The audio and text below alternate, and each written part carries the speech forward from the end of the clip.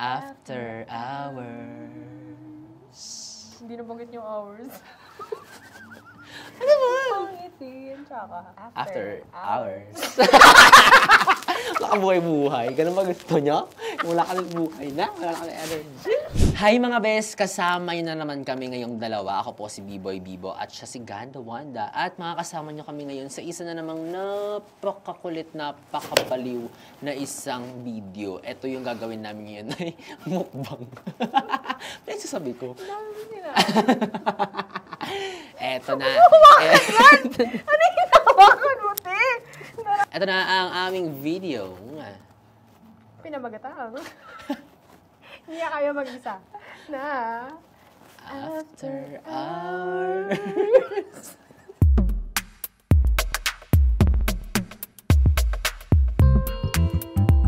Yung mga tanong para sa akin, si Ganda Wanda ang magbabasa. Tapos yung mga tanong para kay Ganda Wanda, ako ang magbabasa. First question, when was the last time you cried? Ay, mag-start ka naman sa unahan. Ay, may ungahan. Mahihirapan yung mag-edit nito. Kami unya. Kala ko random. Random. Okay. Hanapin mo pa yung mag-edit. First question, kayo na ba? Anghang? Tayo ba yan? Tayo ba yung nasa picture? Oo, tayo nasa picture. Quiz, no? Uy! Wiz, yun lang. Walang explanation.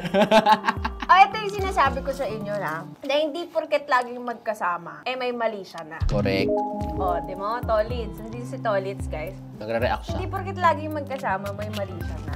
Kami na lang ang example nun. Alam mo yun, may level of closeness. Pagdating naman namin sa bahay, hindi na kami nag-uusap. Ang laki na to. Ilang years ka nang nagdi-DJ? 3 or 4 years. Ay, matagal ka na. Oo, matagal. Hindi pa. Alam mo, feeling ko ano pa rin. Every time na May something new. sasalang ako or upo ako everyday, parang feeling ko bago pa rin ako. Talaga? Kaya hindi ako nagbibilang ng taon eh. Parang hindi ko maramdaman na, ay, ang tagal ko na sa industry na to. Parang feeling ko everyday ay new challenge. Fresh start.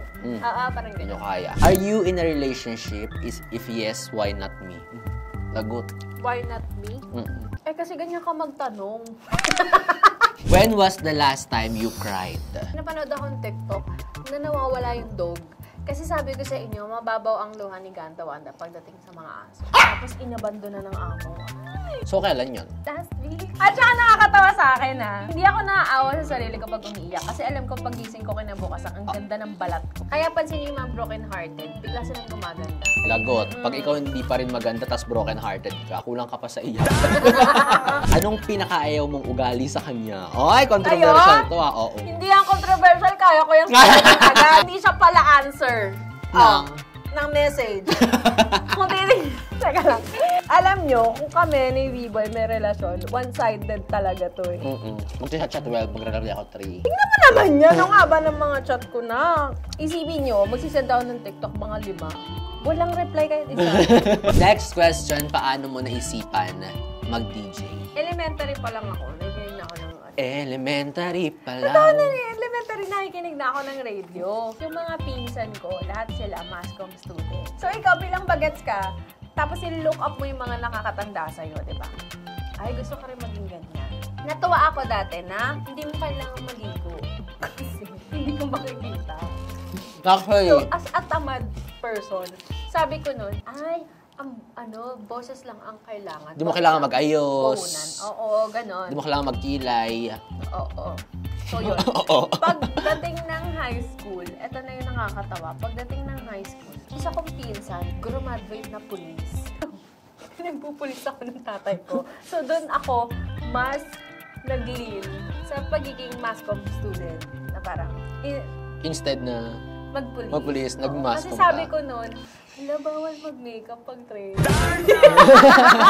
Tapos nung college, ayan, nag-intern ako dito sa US. Tapos parang sabi ko, gusto ko nun! Ito, fun fact! Papakita ko sa inyo.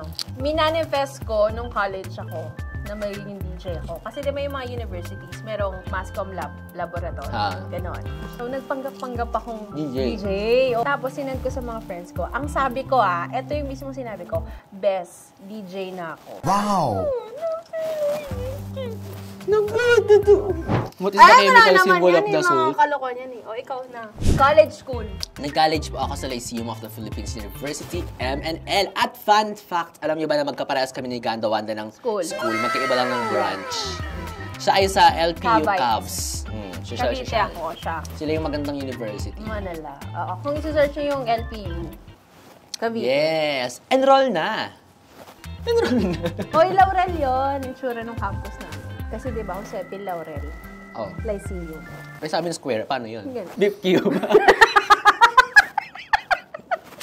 As a DJ, paano nyo na-maintain yung tawa? Ewan ko sa kanya. Siya kasi magaling tumawa. Tsaka lahat halos nang nandito sa MBCS, The Best Love Radio is Rock, magaling tumawa. So, ako lang hindi.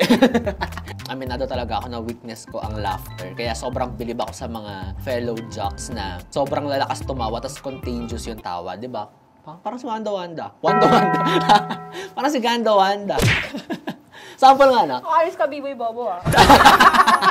Pero saan mo siya nakukuha? Sa tiyan ba? Sa lalamunan? Sa chest? In-order ko. Ano lang, parang sa utak Hindi kasi ko lang. totoo naman yung mga jokes. Minsan may mga jokes kami na kami. Siyempre wala kang mga live audience na nakikita. So kailangan mo tawanan yung sarili mo. Tapos, kung hindi sila madala sa joke mo, at least madala sila sa Tawa mo. Yun nga yun. Yun talaga yung key. Mahirap. Ganon. Oo. Saan mo kinuha yun? Hindi, may mas malaki ka pa dyan eh, natawa. Ayoko na, wala nang bayad eh. Okay, next question. Oh, may jowa ka daw. Sabi ko nga yung Ganda Wanda kanina, di ba? Hindi ako pala reply, hindi ako pala tingin ng message. So, yun, wala. Hindi. Ang dami sinabi, wala naman Oo pala. nga, wala. Wala. Hindi, understood kasi hindi niya naman ako jowa. So, hindi siya... Hindi kahit Ano sa ba jowa reply? ko. Dati. Hindi ka pa rin. Uy, shout out sa'yo. Lamig ng kamay mo, no? Favorite position. May ganun ba? CEO sa'yo. Maging boss mo. Ito na nga, oh. Ayan, yung totoong fun fact, yung totoong katawa ni Ganda Wanda naka-mute. Walang tunog. Oo, walang tunog. Tapos minsan nakakatakot kasi kala mo aasmahin na siya. Paano nabago ang lifestyle mo? Bakit? Ano? Hindi ko alam. Dati nagpo-push up ako ngayon. Eto, dati hindi po ako naliligo pagpapasok ng office. Pero ngayon, naliligo ako, Uy. Naniniwala. Kain! And then seriously, ngayon mas naging observant na ako sa paligid ko. Bawa kapag nagko-commute, ganyan, nakakatulong siya para may panghugutan ka ng pang-adlib mo, nang sasabihin mo sa ere. Yung alam mo makaka-relate, yung mga tao na nasa labas mismo, which is yung audience namin, or kayo na mga best namin. How did you train as a DJ? Una, binabato yung buto, tapos hahabulin ko. Nagsimulang, sinabihan ako ng station manager namin na mamaya punta ka sa programa nila Barista, check lang namin yung rehistro ng boses mo sa ere. Doon nag-start yun. Tapos, programa nila Barista, alas 3 ng hapon. Tapos programa nila ni Ganda Wanda. Hanggang sa pumasok siya sa Alas 9. I mean, sa program ko.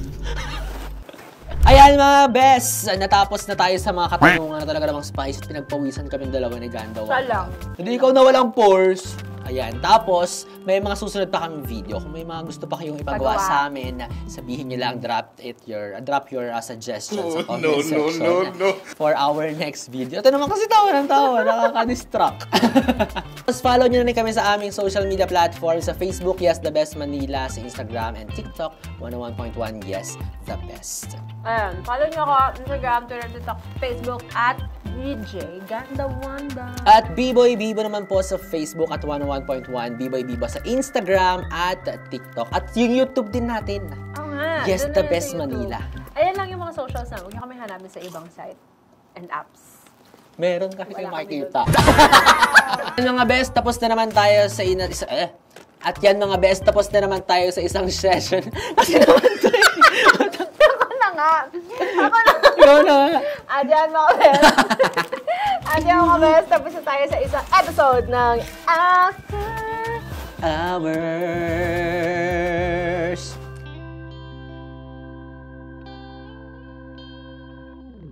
Tatakot ko, nagpapasirit ka naman lang.